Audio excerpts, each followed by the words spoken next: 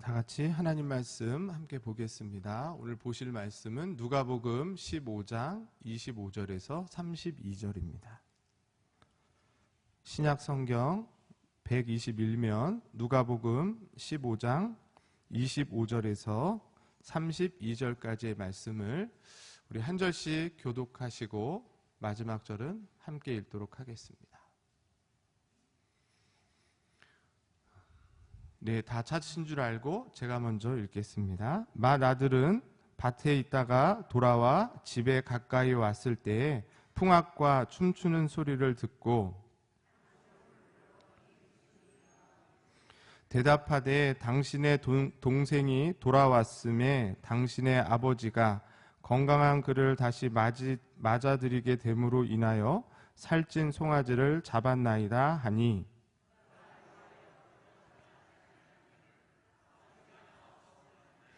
아버지께 대답하여 이르되 내가 여러 해 아버지를 섬겨 명을 어김이 없거늘 내게는 염소 새끼라도 주어 나와 내 벗으로 즐기게 하신 일이 없더니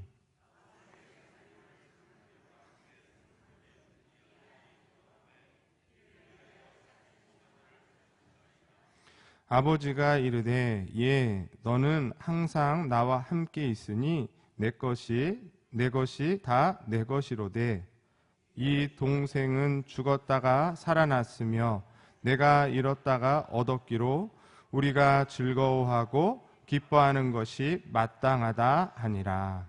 아멘. 네, 올해가 종교개혁 500주년이 됩니다. 그래서 한국의 많은 교회들이 여러 가지 사업들을 하고 있습니다. 종교개혁에 있어서 제일 중요한 것은 로마 카톨릭의 잘못된 전통과 그 관습을 버리고 다시금 성경으로 돌아가자. 그것이 종교개혁의 가장 중요한 기치입니다. 그런 의미로 생각해 봤을 때 우리가 1년에 한 번 정도 이렇게 주님의 부활을 기억하고 또 주님의 신앙을 강조하고 또 소망하면서 우리가 주일 예배로 드리는 것은 참 좋다. 그렇게 생각이 듭니다. 그런데 그것 이상으로 지나치게 어떠한 행사를 하고 또 어떤 행위들을 굉장히 의미 있는 것으로 부여하는 것. 여러 가지 예가 있을 수 있는데요. 그것이 과연 성경적인 것일까? 우리가 생각해 볼 필요가 있습니다. 왜냐하면 종교개혁자들은 이 신약의 교회, 구약의 교회가 아니라 신약의 교회는 더 이상 절기를 지키지 않고 주일을 지킬 것을 강조하며 말했습니다. 이 말은 뭐냐면 주일날 드려지는 예배를 통해서 우리는 충분히 주님의 십자가의 고난과 부활을 기억하고 그것에 감사하며 예배드린다는 거예요. 그래서 우리가 왜 안식일을 지키지 않고 주일을 지킵니까?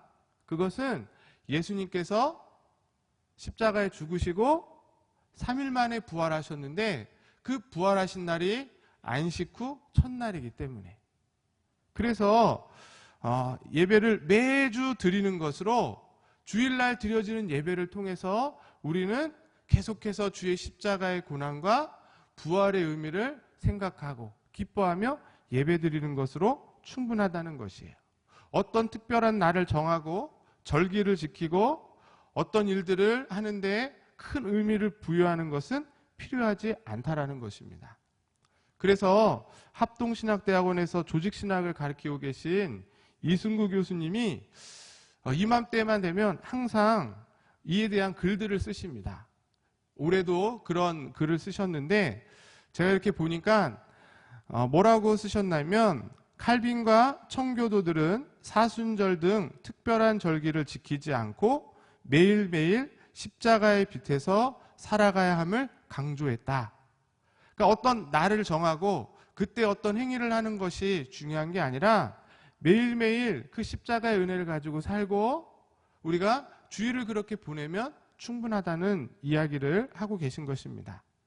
제가 알기로 우리 영광교회가 바른 신학, 바른 교회, 바른 생활이라는 그런 이념으로 교회가 세워지고 또 교단을 이렇게 세워가는데 중요한 역할을 한 교회로 알고 있습니다.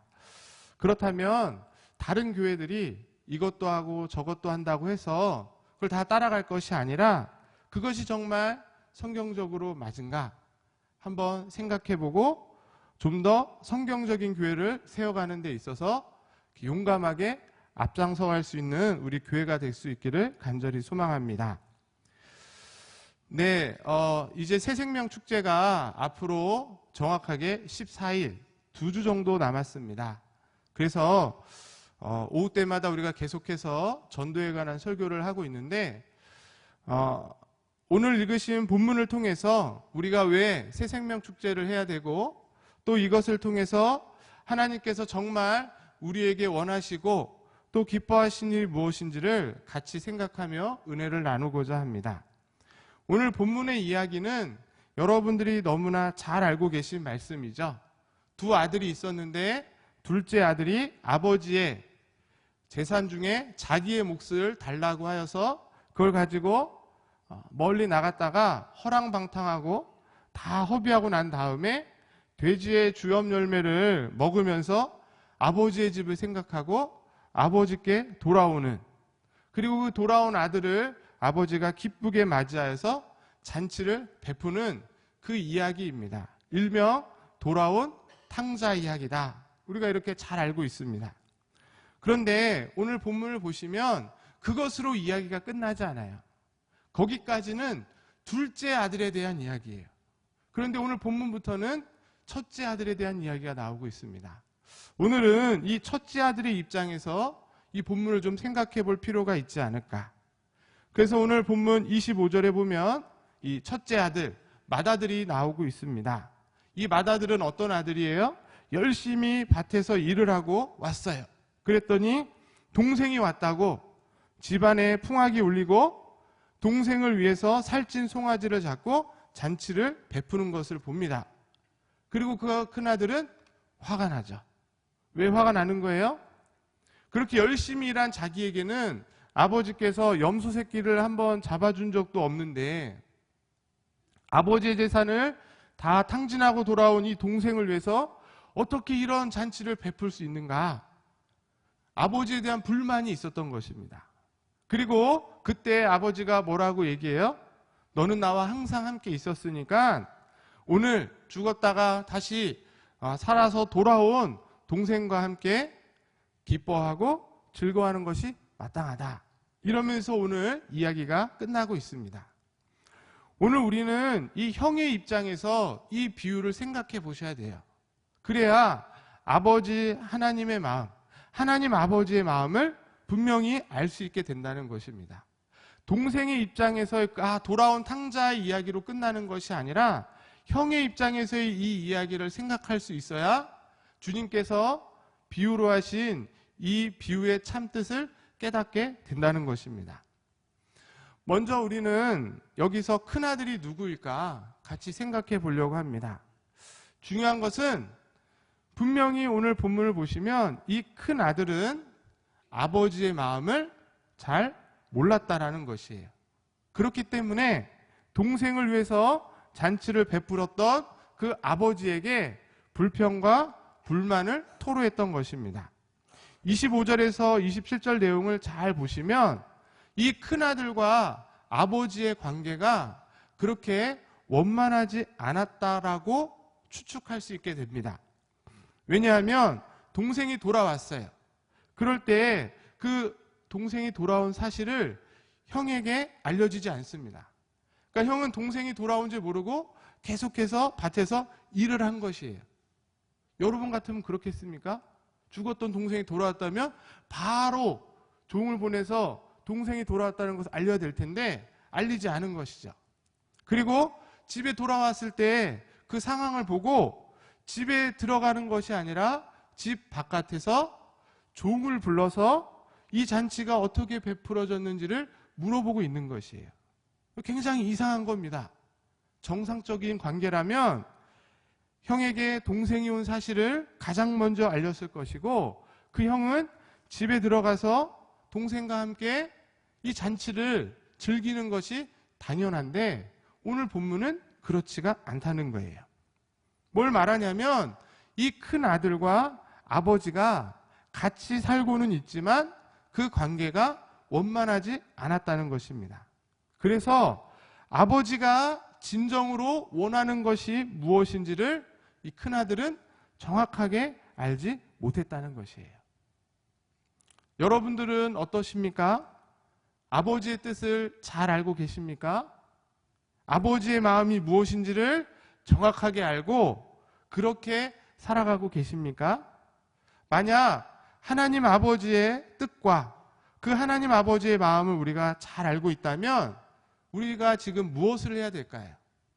그것은 잃어버린 한 영혼을 사랑하는 그 마음을 가지고 그 영혼을 찾고자 애쓰고 수고하는 일을 해야 될 줄 믿습니다. 아무도 아멘을 안 하시네요. 너무 당황스럽습니다. 네. 아버지의 마음을 안다면 우리가 그들을 향해서 기도하고 내 주변에 아직도 하나님을 알지 못하지만 하나님이 창세전에 택하여 주신 사람이 있는지 없는지 확인하고 그들에게 관심을 갖고 그들에게 찾아가서 담대히 복음을 전하는 일들을 감당해야 된다는 것이에요. 그리고 그런 영혼들이 교회 가운데 오게 되었다면 그 영혼들을 기쁘게 맞이하고 그들과 함께 즐거워하는 것이 아버지의 마음을 알고 있는 자녀의 모습이라는 것입니다. 28절을 보시면 우리는 이 아버지의 마음을 조금 알 수 있는 힌트를 볼 수 있습니다. 28절을 다시 보시면 그가 노하여 들어가고자 하지 아니하거늘 아버지가 나와서 권한대 이렇게 말하고 있습니다. 오래전부터 분노가 쌓여있던 그 큰아들의 분노가 동생이 집으로 돌아오는 순간 폭발한 것이에요. 그래서 큰아들은 화가 났고 잔치가 베풀어졌음에도 불구하고 결코 집 안으로 들어가지 않습니다. 그때 아버지가 어떻게 합니까? 밖으로 나오는 거예요. 큰아들을 위해 밖으로 나와서 그에게 다가가서 위로하면서 다시 들어오기를 권하고 있다라는 것입니다. 마치 작은 아들이 돌아왔을 때 아버지가 달려나가서 그를 껴안았던 것처럼 지금 아버지는 큰아들을 위로하기 위해서 집 밖으로 나갔다는 것이에요. 이게 바로 아버지의 마음이 아닐까. 바로 큰아들이든 작은 아들이든 동일하게 사랑하는 마음이 아버지에게 있는 것입니다. 그래서 이 아들 둘이 다 같이 들어와서 이 잔치에 즐겁게 참여하게 되기를 원하는 것이 아버지의 마음이라는 것이에요. 오늘 이 모습을 보면서 우리는 때론 우리가 내 생각이나 또는 내 경험을 가지고 어떻게 해요? 끝까지 고집을 부리고 때로는 억지를 쓸 때가 있습니다. 내 경험으로, 내가 기도해서 얻은 그 체험으로, 내가 알았다라는 그 지식으로 그렇게 고집하고 때를 쓰는 거죠. 그럴 때 어떻게 하세요? 하나님이 끊임없는 사랑으로 그런다 할지라도 우리에게 먼저 찾아오시고 끝까지 권면하고 끝까지 설득하시는 그 하나님을 우리가 볼 수 있는 것입니다. 지금 아버지가 큰 아들에게 계속해서 다정스럽게 친절하게 이 베푼 잔치에 함께 기쁨을 나누자고 권유하듯이 어쩌면 4월 30일에 있는 이 새생명 축제가 우리에게도 하나님 아버지께서 천국잔치에 함께 하자고 초대하는 시간이 아닐까요? 어쩌면 이 새생명 축제는 새신자를 위한 잔치가 아니라 저와 여러분, 기존에 교회를 다니고 있는 우리를 위해서 하나님께서 베풀어 주신 잔치일 수도 있다라는 생각을 해보실 수 있기를 바랍니다. 그게 중요해요. 그런데 오늘 본문 29절에서 30절을 계속해서 보면 이렇게 권유하는 그 아버지를 향해서 큰아들은 오히려 동생에게 성대한 잔치를 베풀어 준 것에 대한 부당성과 또 자기에게 정당한 대우를 해주지 않은 것에 대한 서운한 감정을 아버지께 노골적으로 표시하고 있는 것을 볼 수 있습니다. 특별히 29절에 보면 이 큰 아들이 아버지께 뭐라고 말해요? 내가 아버지를 섬겼는데 종처럼 섬겼다는 거예요. 우리 29절을 한번 다 같이 읽어보겠습니다. 시작.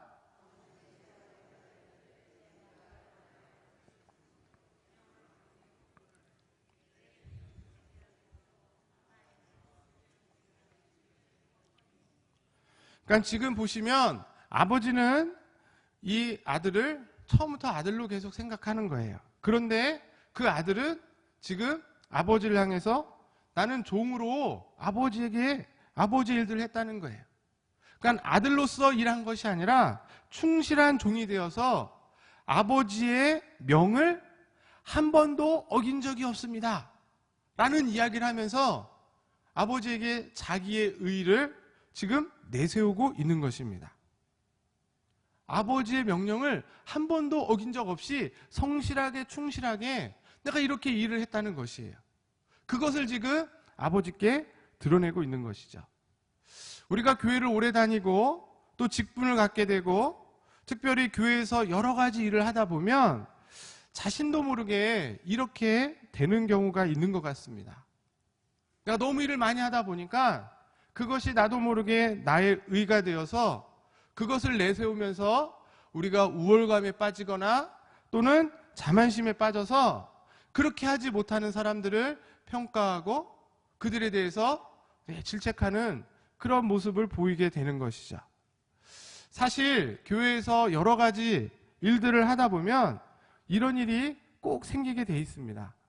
어떤 일을 하더라도 그 일에 모두가 다 열심히 하면 좋은데 열심히 하는 사람이 있는가 하면 열심히 하지 못하는 사람이 생기는 거예요. 그럴 때 열심히 한 사람은 내가 이렇게 열심히 했잖아 라고 너무 자랑하지 말고 그럼에도 하나님께서 사용하여 주셔서 너무도 감사합니다. 그렇게 했으면 참 좋겠습니다. 그리고 혹시라도 여러 가지 사정으로 열심으로 참여하지 못한 사람은 나는 안 해도 돼 이렇게 생각하는 것이 아니라 함께하지 못한 것에 대한 미안함과 함께 동시에 다음에는 내가 꼭 참여해서 함께하겠다라는 그런 마음을 가지면 참으로 좋은 것이죠. 그것이 바로 가족이에요. 그것이 아버지와 아들의 관계고 부모와 자식의 관계에서 볼 수 있는 지극히 당연한 모습입니다. 저는 개인적으로 교회는 바로 이러한 영적인 가족이라고 믿습니다. 저와 여러분들이 하나님을 동일하게 아버지라고 모시고 형제 자매가 되어서 있는 거예요. 비록 출신 성분은 다르고 여러 가지 환경은 다르지만 한 가족의 지체로 있는 것입니다. 가족 간에 자기 의를 내세우면서 내가 엄마보다 이걸 더 많이 했고 너는 왜 나보다 이것보다 못하고 그렇게 싸우는 가족은 없습니다. 그건 가족이 아니에요. 만약 그런 가족이 있다면 그 가족은, 그 가정은, 그 집안은 망하는 겁니다. 맞죠? 남편이 아내한테 내가 너한테 이만큼 해줬는데 너는 왜 이것밖에 안 해주냐? 이렇게 얘기하고 아들이 아버지에게 내가 이렇게 했는데 왜 용돈을 요거밖에 안 주세요? 이렇게 말하지 않습니다. 가족이기 때문에 슬플 때 같이 슬퍼하고 같이 울어주는 것이고 기쁜 일이 있을 때는 같이 기쁘고 같이 즐거워하면서 사는 것입니다. 서로 조금씩 배려해가면서 도와주고 챙겨주고 격려해주면서 어떤 일들을 이루어가는 것이지 그 일을 통해서 내가 얼마나 성과를 냈고 어떤 이익을 냈고 그것을 따져서 각자에 맞게끔 정확하게 분배하고 그런 것은 세상에서 회사에서 하는 것이지 가정에서는 그런 일을 하는 것이 아니라는 것이에요. 뭘 말씀드리냐면 지금 큰아들은 작은 아들처럼 하나님 아버지를 떠나지 않고 항상 함께는 있었습니다. 그러나 그 큰아들은 아버지와 아들의 관계로 아버지와 있었던 것이 아니라 지금 주인과 종의 관계로 있었다라는 것이에요. 그렇기 때문에 아버지에게 뭐라고 말해요? 내가 아버지를 위해서 충성했음에도 불구하고 아버지가 한 번도 나를 위해서 잔치를 베풀어 준 적도 없는데 창기와 같이 재산을 다 탕진한 동생이 돌아오자 어떻게 이렇게 잔치를 베풀어 줄 수가 있냐고 불만을 표출하였던 것입니다. 혹시 여러분들 중에 4월 30일 날 새생명 축제를 하는데 새로운 분들이 오셨다 그래서 그분에게 선물도 드립니다. 또 이렇게 환영도 해드리고 이번에는 특별히 식당에서 같이 식사하지 않고 새 가족들만 따로 소외배실에서 식사를 대접하려고 합니다. 그런 모습을 보면서 왜 나한테는 그런 걸 안 해주냐? 혹시 이럴 분이 있으십니까? 아, 내가 교회를 위해서 일평생 이렇게 많이 헌신하고 봉사했는데 나한테는 그런 대접 한 번도 해준 적이 없잖아 라고 말씀하실 분이 계십니까? 지금 얘기하세요. 네. 그분만 따로 VIP석에 모셔서 같이 식사를 하겠습니다. 네. 만약 그런 분이 있다면 그분에게 저는 이런 말씀을 드리고 싶어요. 이미 우리는 여기 앉아 계신 저와 여러분들은 그것보다도 훨씬 더 큰 축복과 사랑을 받았고, 받으셨습니까? 안 받으셨나요? 받았고, 과거형이에요. 그리고 지금도 변함없이 받고 계시잖아요. 계시죠? 그렇다면 아버지와 늘 함께 있었다는 그것이 얼마나 큰 축복이에요. 영원히 죽을 수밖에 없었던 우리가 하나님의 자녀가 되었고 하나님의 자녀로 삼아주셔서 그로 인해서 주어진 그 엄청난 특권과 은혜들을 이미 다 우리가 받았는데, 네? 그 사실을 우리가 기억하실 수 있어야 되는 것입니다. 돌아온 그 아들을 반기기 위해서 성대한 잔치를 베풀어 주신 그 아버지의 마음을 좀 헤아릴 수 있는 그런 성숙한 아들들이, 딸들이 되어야 될 줄 믿습니다. 저는 오늘 이 말씀을 준비하면서 개인적으로 저를 좀 돌아보는 시간을 가져봤습니다. 혹시 내가 오늘 본문에 나오는 그런 큰아들은 아니었는가, 그런 생각을 해보게 됐습니다. 사실 저희 이제 집은 아들만 둘입니다. 그리고 제가 큰아들이에요. 첫째예요. 그리고 제 남동생 이렇게 아들 둘만 있습니다. 그래서 어릴 때부터 부모님이 동생한테만 너무 잘해주시는 것 같아서 늘 속상한 마음이 있었습니다. 사실 지금도 속상한 마음이 조금 있어요. 네? 그렇다고 저희 동생이 가출한 적은 없습니다. 네? 그런데 형으로서 늘 동생에 대한 질투가 있는 거죠. 저는 열심히 하고 또 좋은 성과도 내고, 네? 공부도 조금 잘하고, 네? 근데 뭐 이렇게 크게 칭찬하시거나 격려를 잘 안 해주세요. 그런데 동생은 잘 못해도 맨날 관심을 가져주고 사랑해주시고, 그게 이제 형으로서 보이는 거죠. 그런데 제가 결혼을 하고 저희 부모님과 똑같이 아들 둘을 키우고 있습니다. 네? 똑같이. 그러면서 이제 부모님의 마음을 아주 조금 알 것 같아요. 첫째는 그냥 첫째대로 듬직하고 믿음직하고 좀 대견한 맛이 있는 것 같아요. 그리고 둘째는 남잔데도 불구하고 귀엽고 애교스럽고 사랑스럽고 그렇더라고요. 제가 몰랐죠. 전 첫째였으니까. 근데 표현의 방식이 조금 다를 뿐이지 부모님의 사랑은 똑같은 것이죠. 여기 뭐 다 그렇게 알고 계실 겁니다. 10손가락 깨물어서 안 아픈 손가락이 없죠? 있나요? 네, 없습니다. 첫째나 둘째나 동일하게 부모님의 사랑 가운데 있는 것이에요. 제가 뭘 말씀드리려고 하냐면 우리가 교회 안에서 특별히 이렇게 열심히 봉사하고 헌신하고 이렇게 예배의 자리를 지키고 있는 사람들이 오늘 본문과 같이 큰아들의 모습이 종종 있을 수가 있다는 것이에요. 내가 다른 성도들보다 훨씬 더 열심히 봉사하고 헌신했는데 목사님도 별로 칭찬을 안 해주는 것 같고 성도들도 별로 알아주지 않는 것 같고 이제 겨우 처음 나온 새신자에게만 관심을 갖고 사랑을 부어주는 것 같아요. 맞죠? 솔직히 그런 마음이 있으시죠? 네. 그래서 새신자가 와도 별로 반갑지가 않아요. 별로 인사도 안 하셔. 왔나 보다 뭐 이러는 거죠. 새생명축제를 한다 그래도 관심이 없어요. 아, 왜 매년 이렇게 이런 걸 하냐, 부담스럽게. 그러면서 신경을 안 쓰는 것입니다. 그런데 하나님 아버지의 마음을 우리가 이제 헤아린다면, 부모의 마음을 헤아린다면 우리가 그러한 반응이나 그런 행동을 더 이상 보일 수는 없는 것이에요.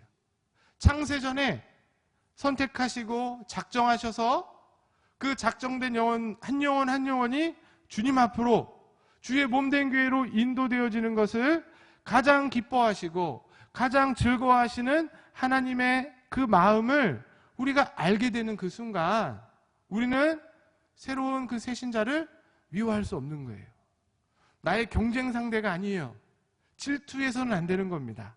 오히려 잃어버린 형제를 찾았다는 그 기쁨으로 그 새신자들을, 새로운 영혼들에 대한 사랑과 관심이 생겨날 수밖에 없다라는 것입니다. 또 아무도 아멘을 안 하시네요. 오늘 말씀의 핵심은 아버지의 마음이에요. 제가 오늘 본문에 그래서 말씀의 제목을 아버지의 마음이라고 했습니다. 오늘 본문을 쭉 보시면 두 가지의 아버지의 마음이 나와요. 첫 번째는 아버지의 재산을 다 탕진하고 돌아온 그 작은 아들을 위해서 기뻐하며 잔치를 베푸는 그 아버지, 그리고 그런 상황을 이해하지 못하고 밖에서 불만과 불평을 하면서 그 아버지에게 대들고 있는 그 큰아들을 달래고자 하는 그 아버지. 이 아버지의 마음이 어땠을까? 오늘 31절, 32절에 잘 보시면 자신의 마음을 알지 못하고 불평하고 불만하고 있는 큰아들을 향해서 이 아버지가 그 아들을 뭐라고 부르고 있는 줄 아십니까? 31절에 서두에 뭐라고 돼 있어요? 아버지가 이르되, 그 다음 뭐라고 돼 있습니까? 예. 이거 무슨 말이에요? 그렇지, 얘야. 네? 집에서 여러분들 자녀들을 부를 때, 손주 손녀를 부를 때 어떻게 부르세요? 네? 뭐 엄격한 목소리로 째려보면서 어떻게 하면 잡아먹을까?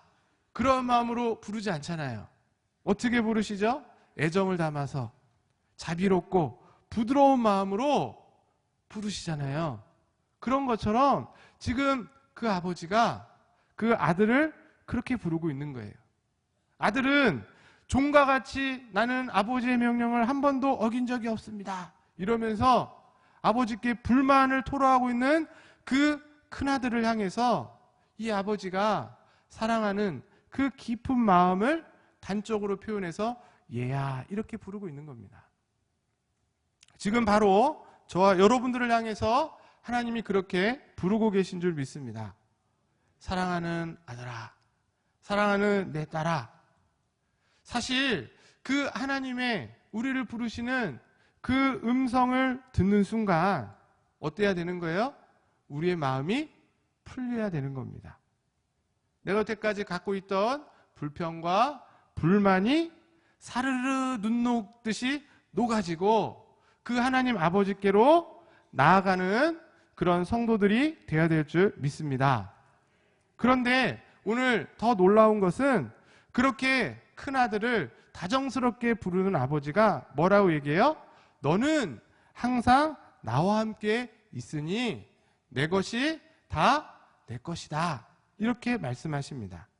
지금 아버지는 작은 아들이 먼 나라에서 허랑방탕하며 무일푼으로 인해 굶주리고 있을 때에도 큰아들 너는 나와 항상 함께 있었다는 것을 상기하면서 그 아들에게 위로를 주고 있는 거예요.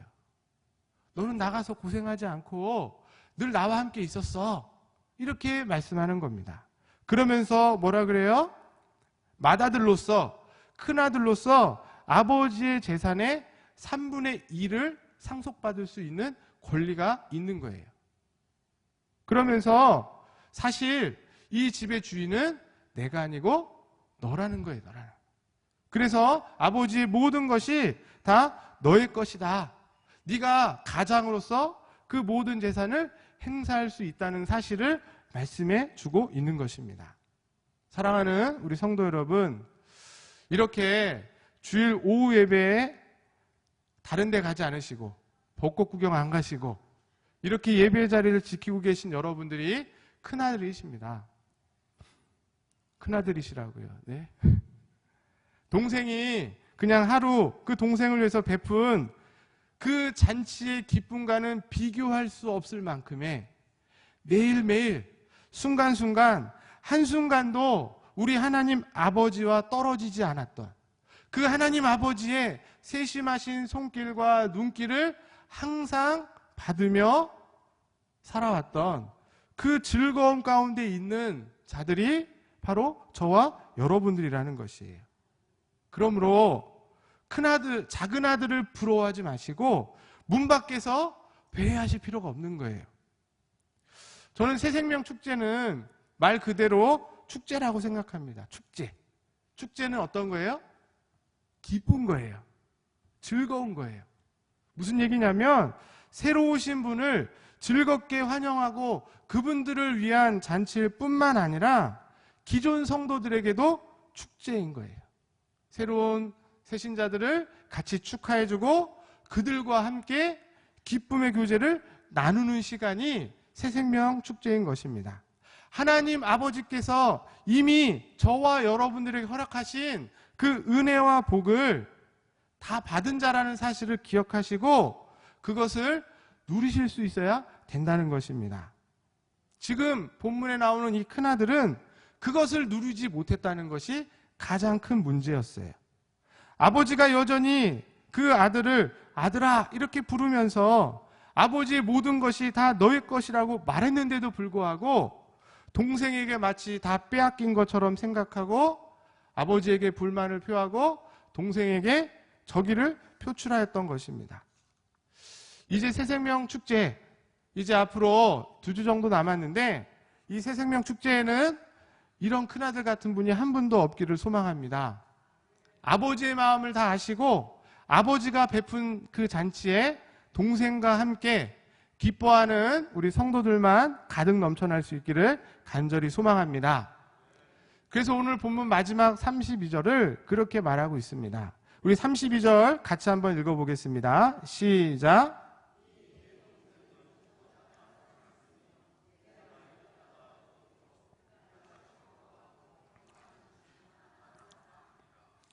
아버지의 마음이 바로 이거예요. 작은 아들이 죽었다가 다시 찾았기에 기쁜 거예요. 그러나 동시에 큰 아들도 함께 같은 마음으로 즐거워하기를 간절히 바라고 계신 것입니다. 왜? 큰 아들이나 작은 아들이나 다 하나님 아버지의 아들이기 때문에. 마찬가지로 어느 아들도 제외되지 않고 소외되지 않고 창세전에 택하신 모든 하나님의 자녀들이 함께 즐거워하고 기뻐하기를 우리 하나님 아버지께서 원하시는 마음인 줄 믿습니다. 오늘 이 시간을 통해서 우리 가운데 다시 한번 잃었다가 다시 찾은 아들에 대한 그 아버지의 그 기쁨의 마음, 그 하나님 아버지의 그 마음을 헤아려 볼 수 있고 잘 알아차릴 수 있는 그런 성숙한 성도와 우리 영광교회가 될 수 있기를 간절히 소망합니다. 말씀의 결론을 맺도록 하겠습니다. 아버지의 마음을 이제 분명히 아셨습니까? 뭐였어요? 2가지. 첫 번째는 작은 아들이 돌아오기를 간절히 바랬던 마음. 2번째, 큰 아들이 그 동생이 온 것에 대해서 함께 기뻐하고 즐거워하기를 원하는 마음. 그래서 온 가족이 그 기쁨의 잔치에 함께 즐거움을 나누고 행복한 삶을 살아가기를 간절히 원하는 그 마음을 오늘 저와 여러분들이 다시 한번 분명히 알고 깨닫게 되실 수 있기를 간절히 소원합니다. 자, 그렇다면 이 아버지의 마음을 알았다면 우리가 지금부터 무엇을 해야 될까요? 오늘 결론은 그겁니다. 그럼 우리가 그 아버지의 마음을 알았다면 그럼 이제 우리가 지금부터 뭘 해야 될까? 그것은 창세전에 하나님께서 하나님의 자녀로 선택하시고 작정하셨던 그 영혼들을 찾아 나서야 될 줄 믿습니다. 네, 여기선 또 아무도 아멘을 안 하세요. 네. 누가 하나님이 택하신 자녀인지 우리가 정확하게 알 수는 없습니다. 하나님이 아시는 일이에요. 그럼에도 불구하고 우리는 우리 주변에 그렇게 창세전에 선택한 하나님의 자녀들을 우리 주변에 붙여주셨을 것이다. 그렇게 믿고 우리의 복된 발걸음을 사용하셔서 하나님 앞으로, 주님 앞으로 인도하실 그 하나님의 뜻과 계획을 깨닫고 한 영혼을 찾고자 하는 노력이 우리 가운데 있어야 될 줄 믿습니다. 그것이 아버지와 함께, 아버지의 집에서 그 즐거움을 함께하는 큰아들이 해야 될 일인 것입니다. 그 일을 위해서 먼저 여러분 기도해 주시기를 바랍니다. 우리가 지금 릴레이 기도를 하고 있습니다. 함께 동참해 주시고, 또 교회로 오지 못하신다면 각자 있는 처소에서 작정된 영혼들, 지금 한 75명 정도가 작정되어 있는데 그 영혼들이 한 영혼도 빠짐없이 4월 30일 주님 앞으로 우리 영광교회 예배당으로 나올 수 있도록 우리 같이 기도하시면 좋을 것 같습니다. 그리고 두 번째로 내 주변에 그 예정되고 선택받은 영혼들이 혹시 있지는 않은가 살피고 찾아서 그 이름을 작성해서 제출해 주시는 거예요. 그 사람이 진짜 올지 안 올지는 우리 소관이 아닙니다. 우리는 그 이름을 적어서 내는 것이에요. 그러면 그들을 인도하고 그들을 구원해서 하나님의 자녀로 삼으시는 것은 우리 하나님이 하실 것입니다. 우리가 할 일은 작정하는 거예요. 이름을 적고 그들을 위해서 기도하는 것일 줄 믿습니다. 그래서 4월 30일 주일 아침에 우리가 이렇게 하나님 앞에 예배 드릴 때 여기 앉아 계신 모든 분들은 그 천국잔치에 방관자나 구경자가 아니라 함께 참여하고 함께 기뻐하고 함께 즐거워하는 그 잔치의 주인공들이 다 되실 수 있기를 축복합니다. 오늘 본문을 보시면 큰아들이 이 아버지가 베푼 잔치에 참여했는지 참여 안 했는지는 정확하게 설명되어 있지 않습니다. 잘 보세요. 몰라요. 학자들이 여러 가지 이야기를 합니다. 근데 전 모른다고 말하고 싶어요. 그러나 우리 영광교회 모든 성도들은 4월 30일에 하나님이 베푸신 그 잔치에 모두 참여하시고 함께 즐거움과 기쁨을 누리실 수 있는 그런 귀한 하나님의 자녀들이 다 되실 수 있기를 주님의 이름으로 축복합니다. 기도하겠습니다.